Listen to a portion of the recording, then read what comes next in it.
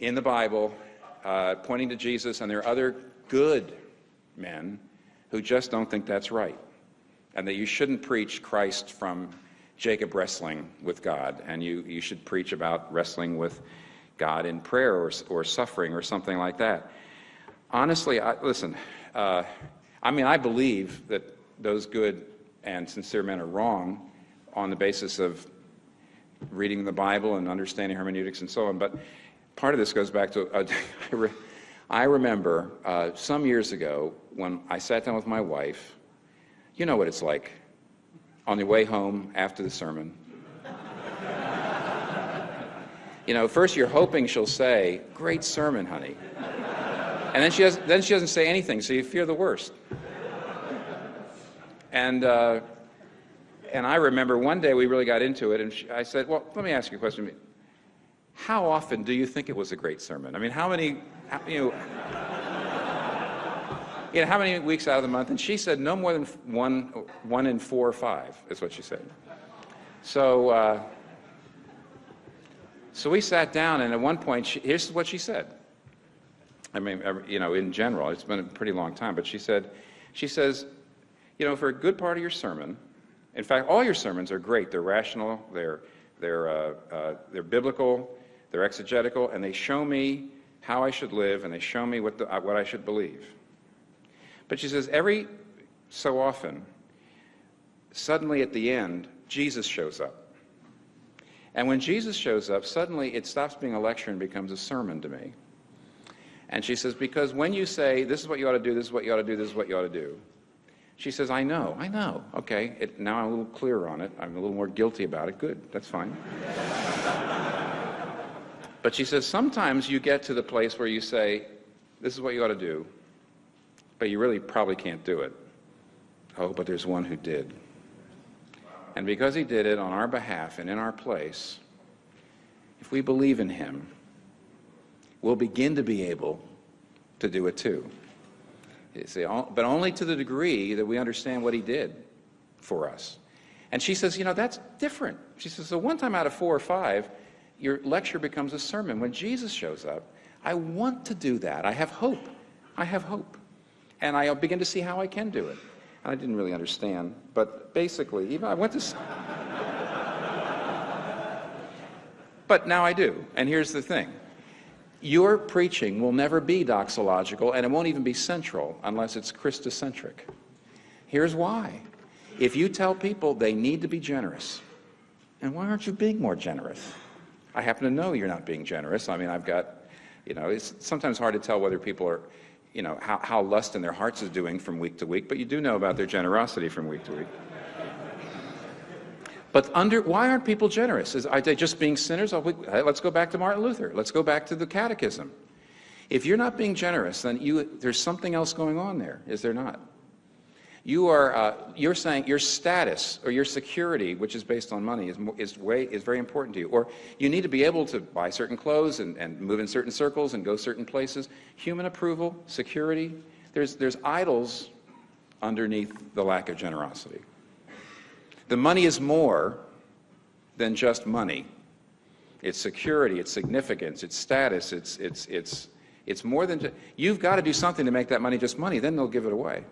How do you do that? You have to show Jesus Christ is their true wealth. You have to show them what their idols are. You got to get to Jesus.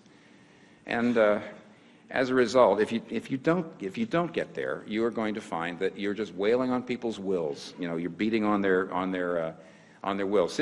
Sinclair Ferguson wrote a book that is almost impossible to find because it was put out as a little pamphlet by the Proc Trust in the UK.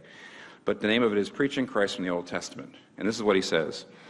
He says, what I just said a minute ago, that he says most preachers not only don't preach Christ from the Old Testament, but they don't preach it from the New Testament. And he says, quote, the preacher has looked into the text, even in the New Testament, principally to find himself and his congregation, not to find Christ. He says, and you can even do that in the New Testament, even in the Gospels. He says, the sermon, therefore, is consequently about the people in the Gospels instead of about the Christ who is that gospel. The more fundamental issue is this question.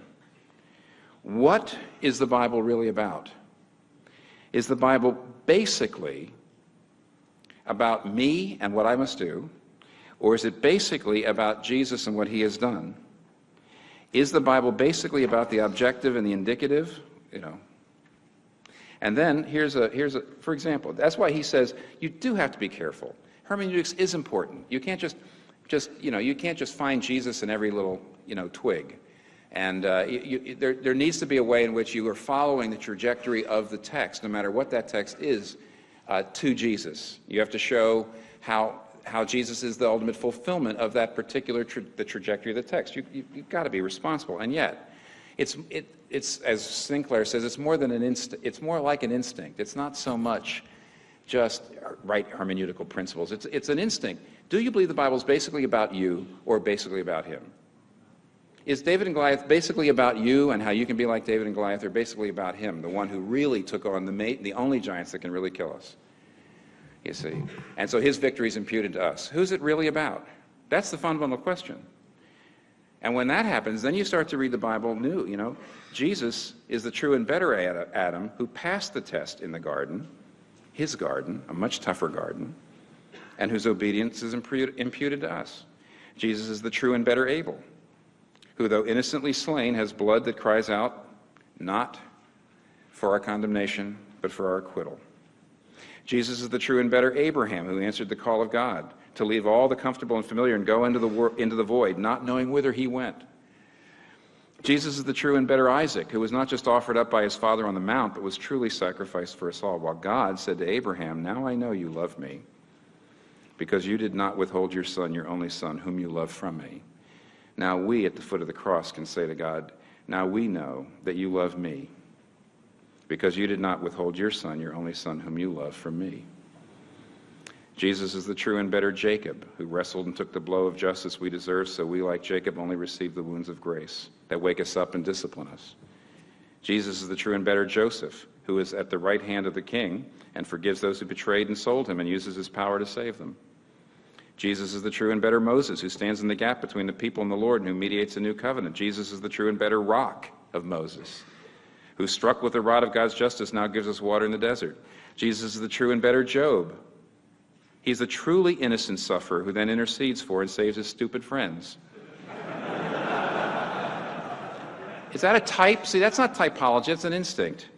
Jesus is the true and better David, whose victory becomes his people's victory, though they never lifted a stone to accomplish it themselves. Jesus is the true and better Esther, who didn't just risk losing an earthly palace, but lost the ultimate heavenly one, who didn't just risk his life, but gave his life, who didn't just say, "If I perish, I perish," says, "When I perish, I'll perish for them, to save my people."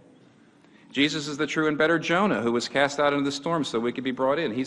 He's the real Passover lamb. He's the true temple, the true prophet, the true priest, the true king, the true sacrifice, the true lamb, the true light, the true bread. The Bible's not about you. And that's an instinct. And until that shows up in your sermons, it'll be lectures, not sermons. It won't be doxological, it won't be central.